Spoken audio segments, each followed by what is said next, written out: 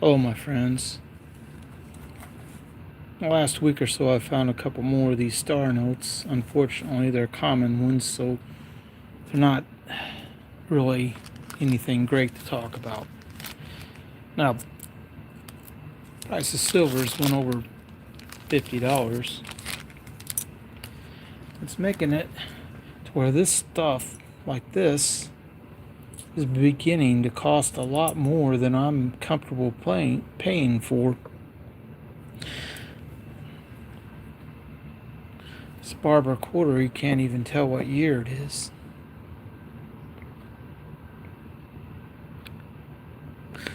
But I bought this stuff a little while ago. 58 Roosevelt dime, Denver. Nothing real crazy there, but so what have I bought more recently? Going against my thought process about why would you buy silver at this high a price? This 1894 Barber, the back is completely wiped. It's kind of a cool one, but it too is just, it's getting to where it's too expensive to buy it. I don't want to pay $20 for a $50, but the melt is getting close to that at this price. Alright, let's talk about something I bought a few weeks ago when it was a bit lower. These 4 coins. The dime's a 1916, I believe it's S. That shape is not the D. Had this been a 1916 Denver, it would be a very low mintage piece.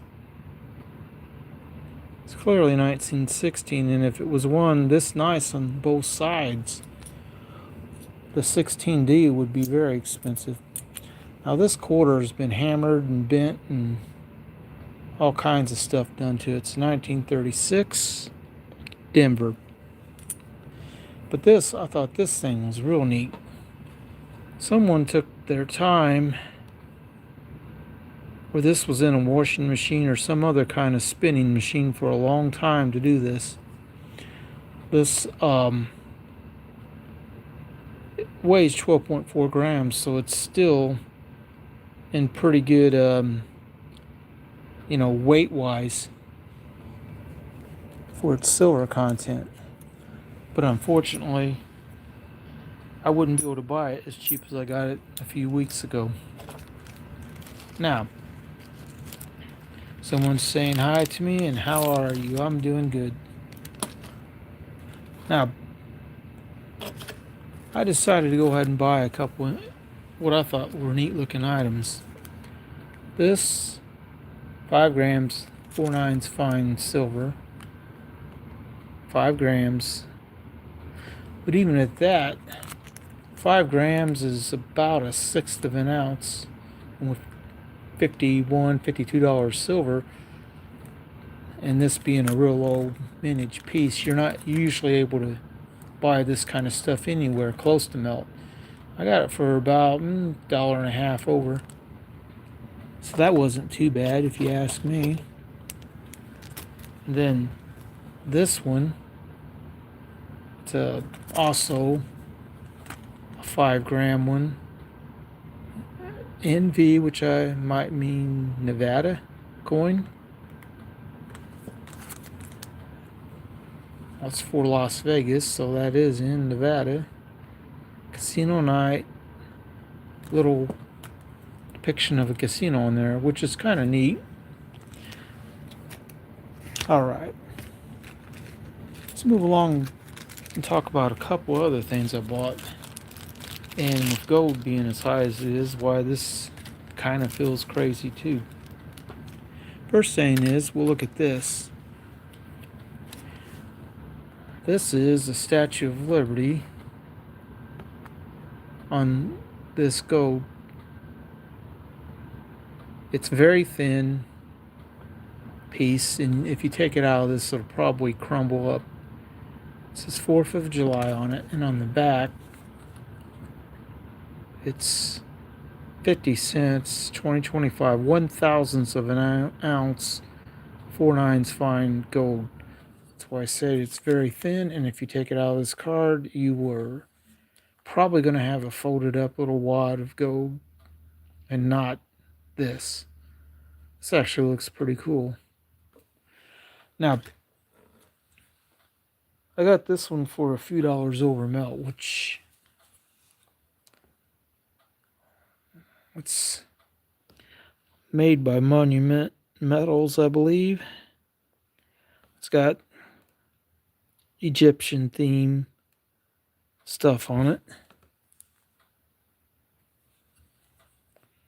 It's sealed in this little capsule, and you probably don't want to take it out. It's 1/200th of an ounce of 3/9 fine gold. Its melt value is just over $20, or it was, and I got it for 25. But since I bought a few other things with it, it wasn't as bad. I did pay a little over, but usually with this, you would have to pay more. Maybe it was $20. I'm trying to think. Anyway, we'll get down to one more thing I bought. I bought this because I've not seen anybody do this before. I'm thinking that someone was using this for industrial uses. I don't think they just scratched up a 1 ounce 3/9 fine silver bar just for the heck of it. I think they did this to take the silver and use it for something.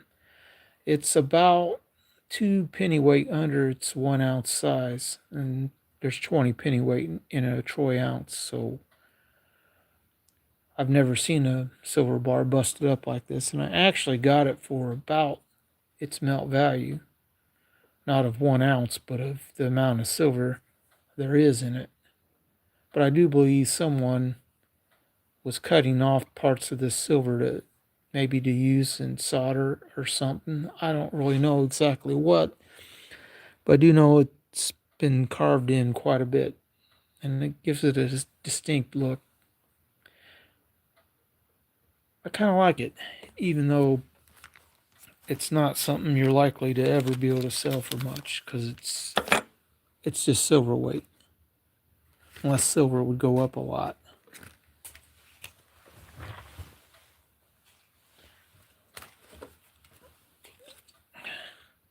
VFW was making a collection. I got that for giving some money. But I do like this Statue of Liberty thing, even though it's not very much gold.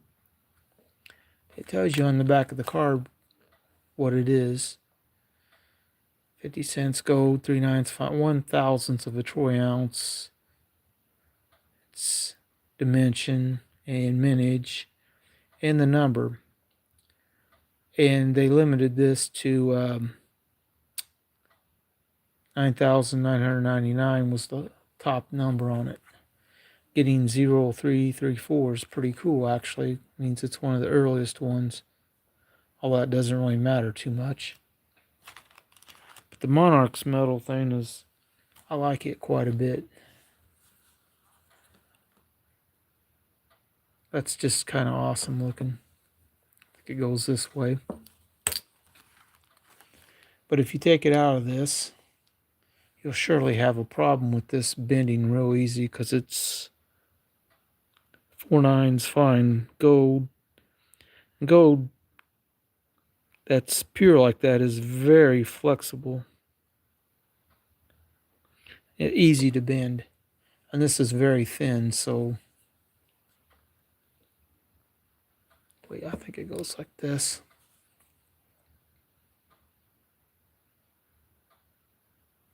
That's just neat all around. I like that quite a bit. Now, Monarch Metals makes other stuff. I happen to have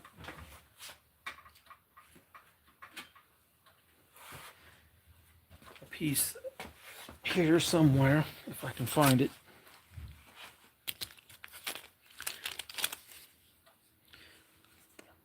Someone put together this mint set, although it's not really a mint set, it's just coins they selected and put in this, and the penny ain't in very good shape. But they're all 64 coins, so these are all silver. That's worth nearly $18, $19 at melt now, and quarters nearly right around 9, I think. The dime is over $3. Let's see if I can find the one thing. Oh, by the way, Kansas kid that had a video talking about the black ring. I didn't remember having this one in a case like this, so that black ring's going to have to go away because it's not good for your silver. It can cause it to tone. Let's see if we can't find the Monarch's metal piece in this, because it's where it should be.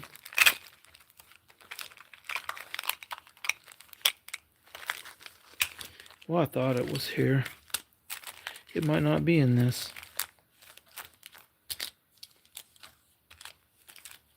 By the way, if you want to talk about gold coin that is a little thicker, this one.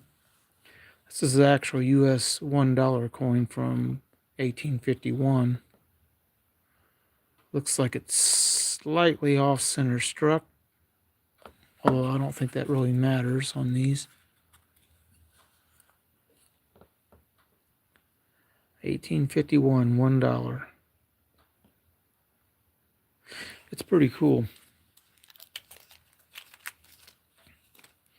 So this, if I can get the case to open, these sometimes are hard to open.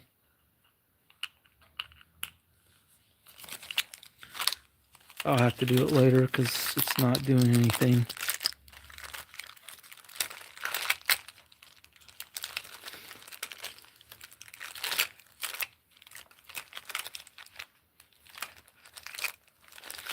You know, when you want to show something, you thought you knew where it was, and it turns out to not be where you thought it was. Oh, wait. Monarch's Metals made this. Monarch, I mean, not. This is 1 ounce, 3/9 fine silver. Someone asked, what's the rarest coin I have? Well, I have some Pony Express. Well, they're tokens, though, so that's not really a coin. That's kind of neat. Vintage silver round.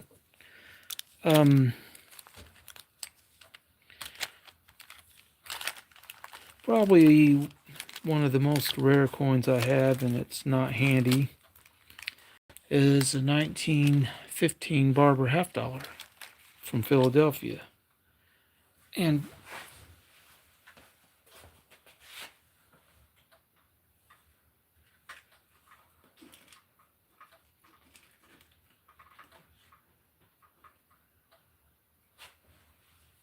I was talking about it the other night on my video, but no one said anything about, because I wanted people to guess the date and why, not date, but why it's a better coin.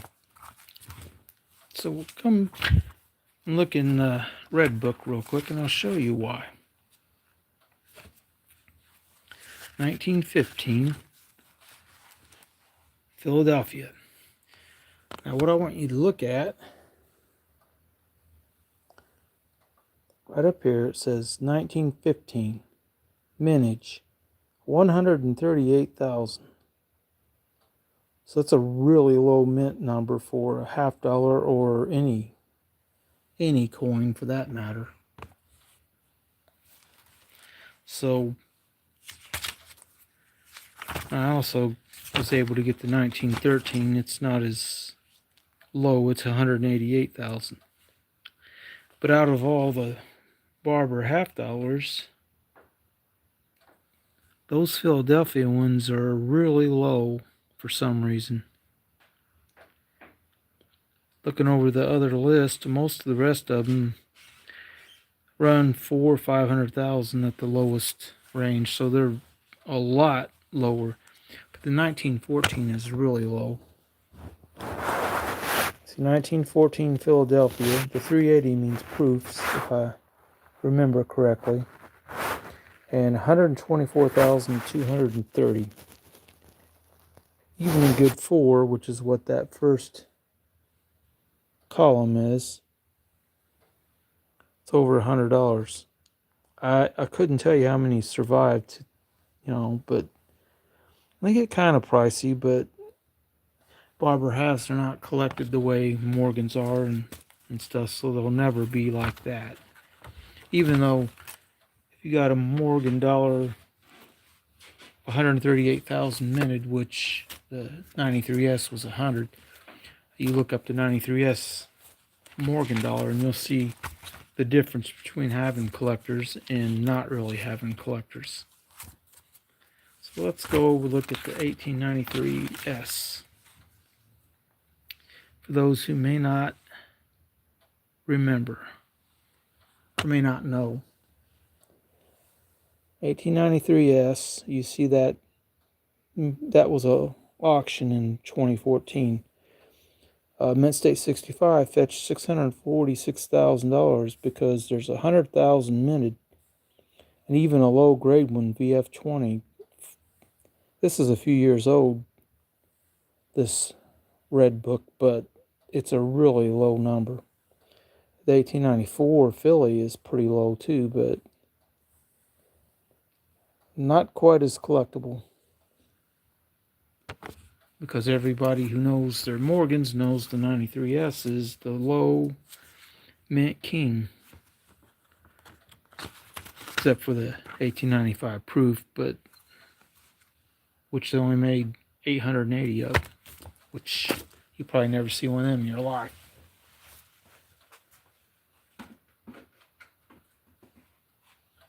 All right.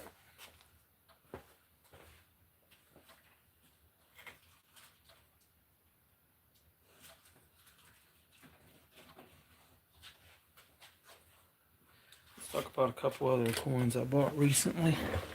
Don't even remember exactly when. 31S Mercury dime,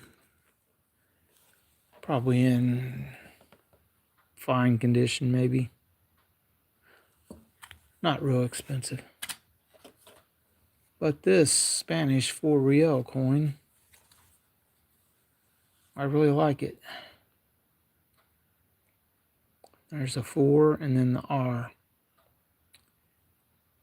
I think that S next to the R means Spain. It's Spanish, so I mean, should be. It's Queen Isabel.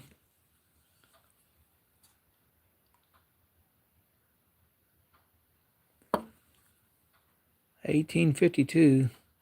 This is only a little over its melt value when I bought it. Now, given how much higher silver is than when I got this about 3 or 4 weeks ago, it might not be. I mean, it'll probably be under melt now, and not by a little bit. Well, that's what they make calculators for, right? Oh yeah, I got coins from Mexico. I might even have one I can show you real quick. Here we go. 100 peso Mexican coin. It's just a base metal, not really worth anything. Here's a 20 centavos one from 74. That's copper, and it's Mexican coin. It's not silver or nothing. But all right, silver was around $52 times 0.15. What'd that say? Got to do that again. 52 times 0.1521. Up $7.90 at recent prices, so it's getting close to melt value at $8. But it's really not a coin you should be able to expect to buy under melt. just because that's getting back there a ways. All right, let's talk about something else. Specialty pliers, right? These things have a little problem with, after a lot of use, that metal gets fatigue and cracks. And then this bends and it won't hold what you're trying to bend. And we'll look at, and get the light on the tip good. They don't come with a crack on them like that. At least they're not supposed to. Luckily, this is a lower cost brand than some of them, so I didn't feel as bad about it going and breaking. You don't want the ones that cost 8 times that much, one did, to break. Metal fatigue happens, man. You use stuff like that over and over again, and now you don't usually get metal fatigue from this kind of metal because it's much thicker pieces. But even these, if you use them a lot, you start seeing little nicks and wear and tear on them. That happens, depending on what you use them for. Now, this one's only been used to smash these staples down flat. That's about all I ever use that one for. Which is it's good to do because you don't want a good coin getting scratched by one in a holder like that. Because, yep, buying junk like this is probably coming to an end unless silver would retreat a lot and I could get it for a more reasonable price. Because I remember a few years ago getting these standing liberties with dates worn off for about $4. Of course, silver was much lower then. It's like around 14 to 18, $20 an ounce. I was buying a lot of them, so nowadays, with $50 plus silver, 1 ounce of silver for this 90% stuff, you need $1 and about 40 cents. Silver dimes, 15 for $45 in okay price. I'm assuming he means a question. Is that a good price? What kind of dimes? Mercury's? Or are they Roosevelt's? I can tell you, the Roosevelt's, there's no real good dates on these. They're all millions were made. So, if you got 3 or 15 Mercury dimes, Roosevelt's, you did okay. I mean, the melt on these is over $3 now, so you got them under melt. So that's not that bad. I'm trying to remember how long ago it was I bought this bag. It's standing Liberty quarters and a worn out Barber and a Roosevelt. I believe it was about $3 or $4 under melt when I bought it. It means it's probably about $4 or $5 under melt now. Went by the bank and got this a few weeks ago. I have a tube of these, although these aren't worth anything. What you want is the S-mint ones that are 40% and don't have the deep red edge on it like this does. It's like the 40% JFK coins.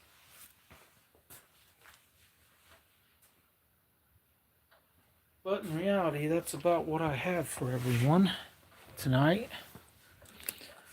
Buying silver at this price is a little bit crazy. I'm not sure I'm going to buy much more, and if I do, it'll probably be more premium pieces where the melt value and the premium price are starting to merge a little on some of these things. Because, let's see if I got a box over here to show a couple things out. I have a few. Maybe I have one in here that's not real common. Well, these are quarters. including one that's not quite as worn out. Barber quarter. It is worn a lot though. Let's see what else is in here. Is it all Barber coins and quarters? Looks like quite a few. And then there's some standing liberties in it too. And if it's more quarters, yep, it goes on into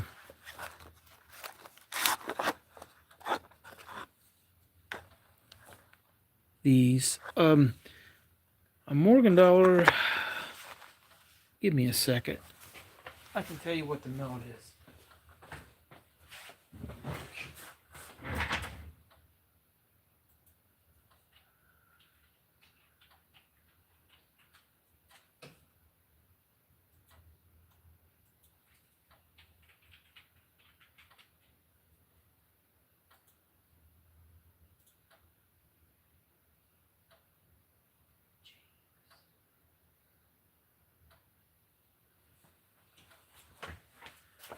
Well, at $42 silver, the Morgan dollars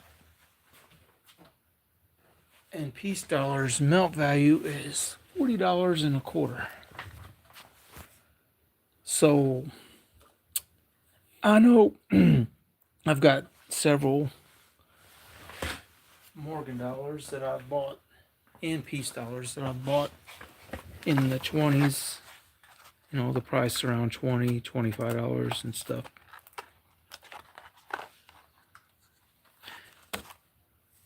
You won't get too many of these very expensive because they made a lot of them. Although that one's getting back a little ways and you can see it's got good mint luster on it. So it's in pretty good shape. I want to see how long I've been buying quarters. Look at the price on this. Now, the melt on a quarter is nearly $10.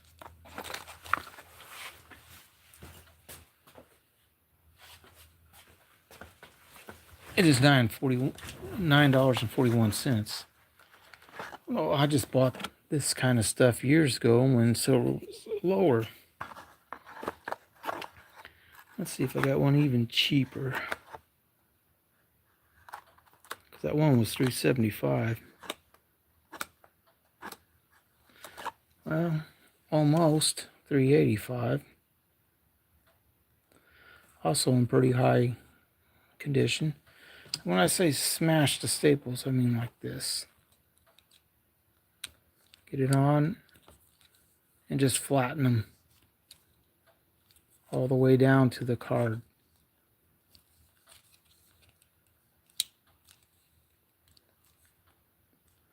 That will keep that from scratching another coin down the face of it in the box. I recommend doing it to all of them that you have. As you buy them, just do them. Now, this one's a proof, and you can see the way the surface of that coin is. It's really nice, really shiny compared to one that's just uncirculated. Well, here's another proof. I didn't know I had so many proofs back here. Let's see. All right. The 64 says it's uncirculated. It doesn't have quite the same look. It does have nice mint luster on it, though.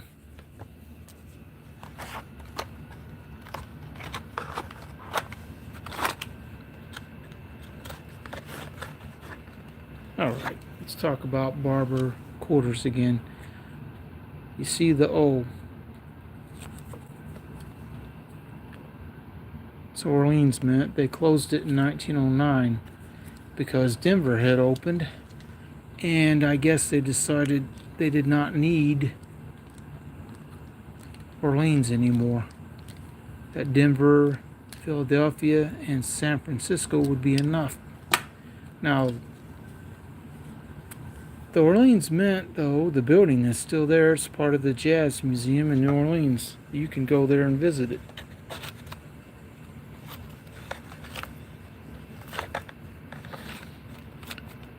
But I do like getting Orleans Mint coins just because some people might not even remember that it was around, especially people who have only modern silver, like the 64 Kennedy, Franklin's, Mercury's, and Roosevelt's, or Walker's. It never had any Barber coins, or never really desired buying any, and don't have any books on it. I just, dabble in it.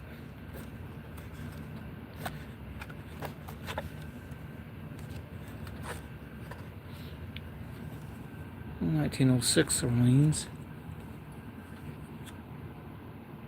That's clearly an O. I'm wondering if I have a Denver one in this box. I might.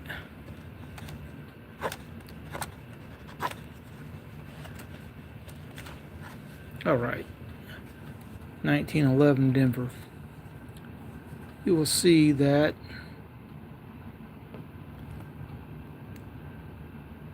it's clearly a D, not round.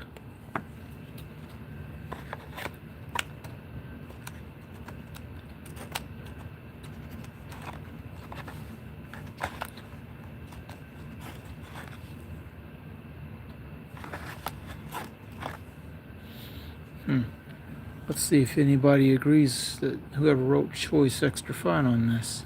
Plus. Don't know. It does have quite a bit of flatness to it. It's only proof of one thing, that someone can write on this card whatever they want, and then it's up to the buyer to decide if they agree or not.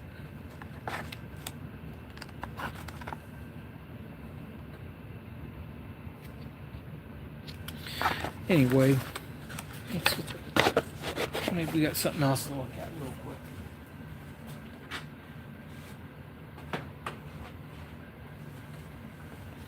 Because I haven't looked in this box in a while. I have no idea what's really in it.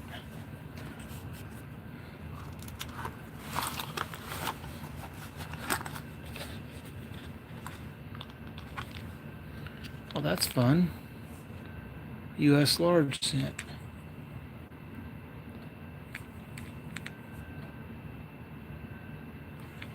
That's kind of neat.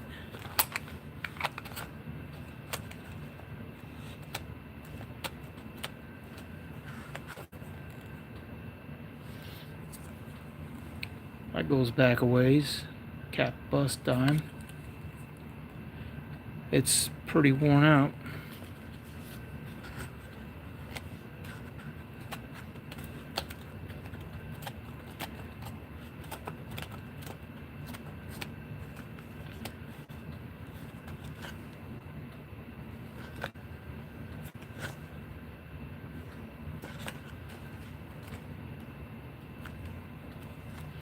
Alright, we'll look at this one real quick. This Mercury dime.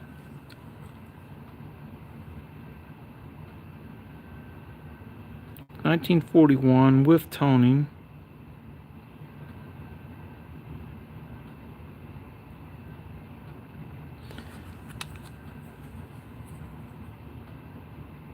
It's a pretty nice one.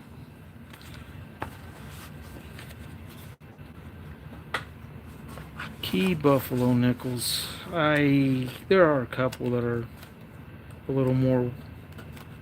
little more worth to them, but offhand, I forgot I had this many of these in here. Well, I don't think I paid $16.50 for this. In fact, I'm almost 100% sure I didn't. It is a little bit better condition though. More details you can see on it than some of these. What really separates the good from the kind of worn like this is Liberty. You can see part of the L and I and the T and Y on this coin. If that's all there, then you got a much better quarter.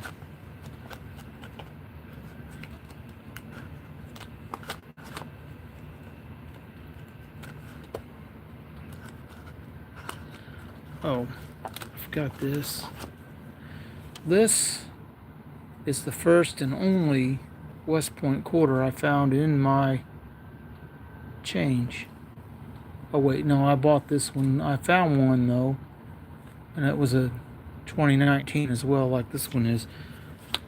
Took a long time, 4 or 5 years to find one, which is kind of crazy, but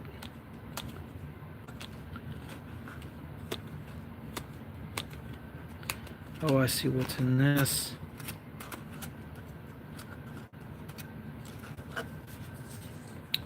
Bank acquired dollar coins. And these later ones like this are a little bit lower mintages. 2.8 million of that one. Got that from the bank, so it was $1. Here you go. $24 for what is now by melt worth 40, because this is a U.S. coin, 90%, same size and weight as a Morgan dollar.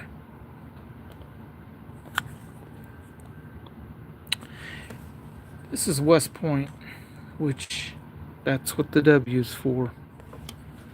I don't think they make a whole lot of coins, when they do.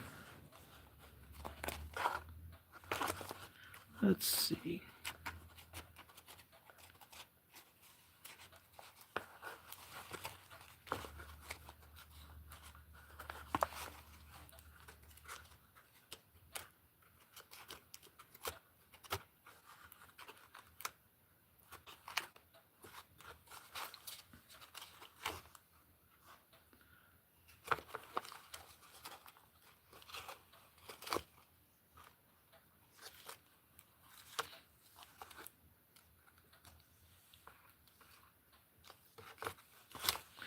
That's pretty much all I want to show out of there.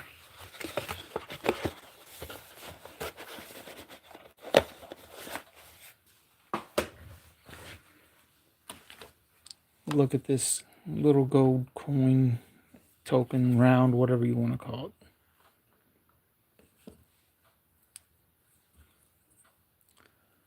It's very thin and does not weigh very much.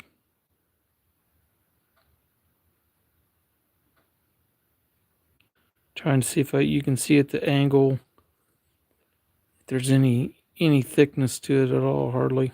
It's not much. But that's what I wanted to talk about. I decided last day or two to go ahead and get some gold pieces when my coin dealer guy had some. I really like the Statue of Liberty thing, although if it comes out of this being 1/1000th of an ounce, it's paper thin. It's not even paper thin. It's probably tissue paper thin. It's crazy. But even at that, at $4,000 plus gold, 1/1000th of an ounce, you're talking about by melt $450. But this is such a low mintage made thing, you'll never get it that cheap. And probably wouldn't get this that cheap either, because it's 1/200th. It's 5 times as much gold as that one is. But they are neat. I kind of liked getting them. So anybody else got any questions real quick?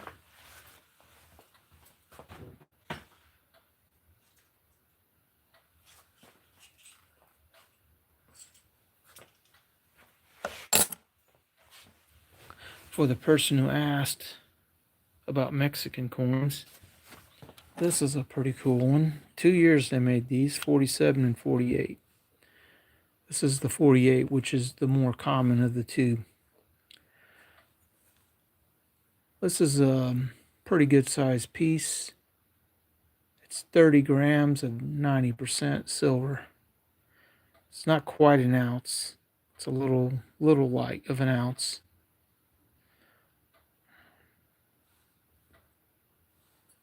I like how this looks. It's got a little wear and tear, but not very much.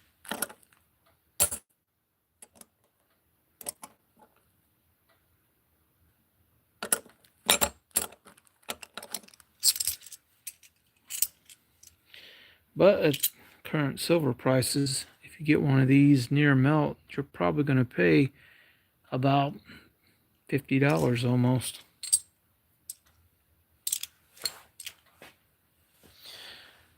But one thing I do like doing is, or did like doing when it was cheaper, when my coin dealer would buy a bunch of random silver rounds like this one. He generally just priced them like any other silver round. This one's a little bit vintage, and it says 1 troy ounce, 3/9 fine silver. It's the 50th anniversary of Pearl Harbor, 1941 to 91. Very neat piece.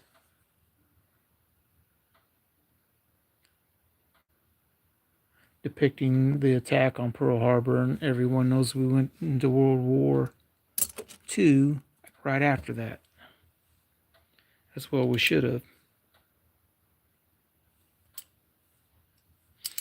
Let's talk about a few other ones that are somewhat vintage. These Liberty Silver A-marks. This one does not have a date on it. This one's toned up. Same design, but this one has a date, 1983. On this one's 1986. These are pretty cool. I love the Liberty Bell on them. And it's one of the things that I look for if I go and buy any 1 ounce silver. But I don't think I'm going to buy too much at $52.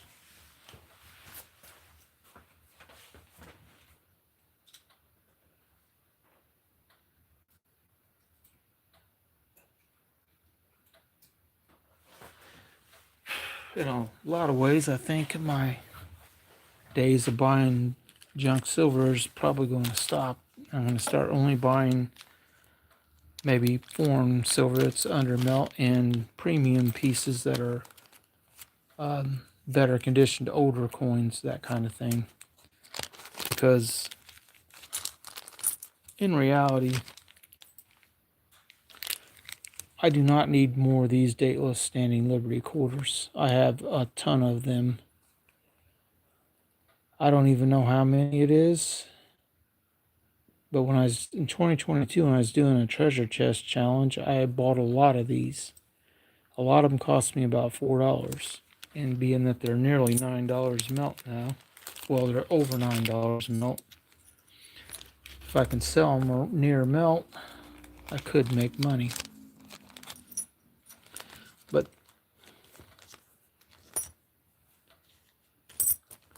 let's one last look at this thing. I marvel at how they did this and how it looks. It's pretty cool looking. This one's Denver Mint. The D's up there. It's rolled out very, very much.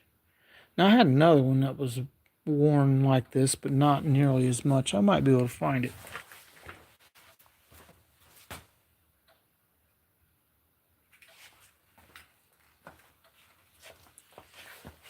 And I think I know exactly where it is. Right there.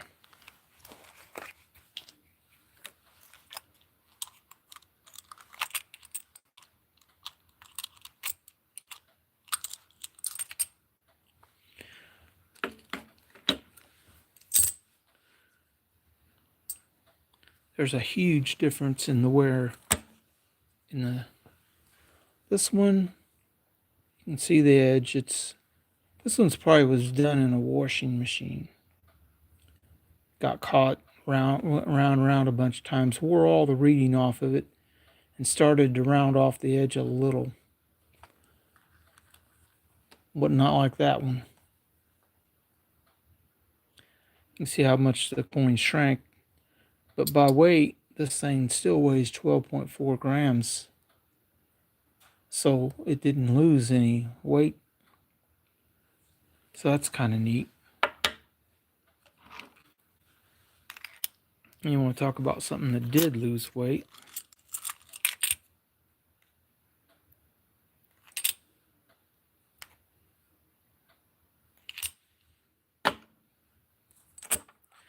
When it comes to JFK 64 Denvers, which is what this one is, because you can see part of the D there, and it's 90% silver. The date's gone. Most of the front is gone. The back, for some reason, don't look worn out quite the same way.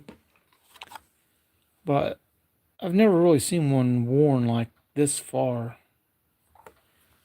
before this one, of course. So that's pretty much covering everything I really wanted to talk about.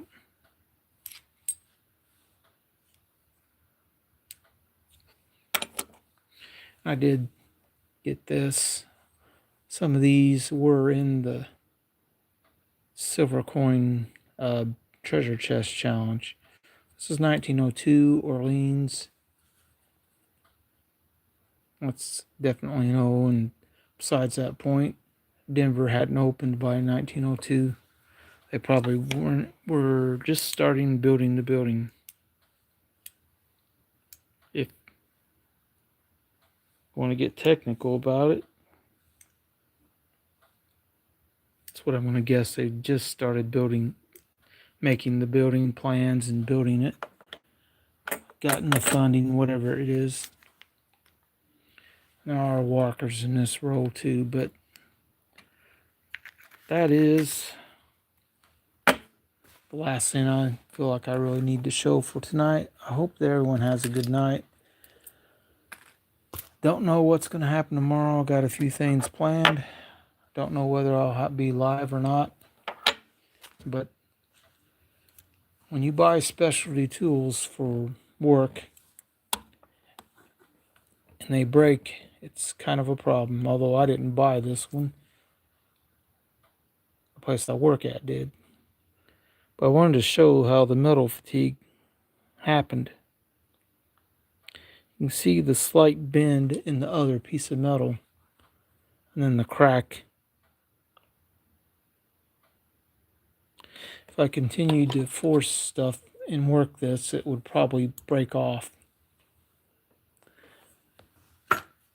But that happens to stuff like that because metal, when you're bending metal with something like that, the wear and tear eventually breaks things. It's just the way things are. But I do hope everyone has a good night, because I do have to go, because I do have other things to do. Says 25 people are watching at the moment. So if you'd like to throw a like on this because you like the content and liked some of the stuff I was showing, I'd be much appreciated. But it is all I really have for tonight. And so I'm going to wish everyone to have a good night.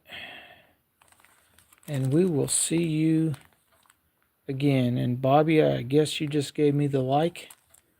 Thank you very much. So have a good night, everyone. That's really all I have.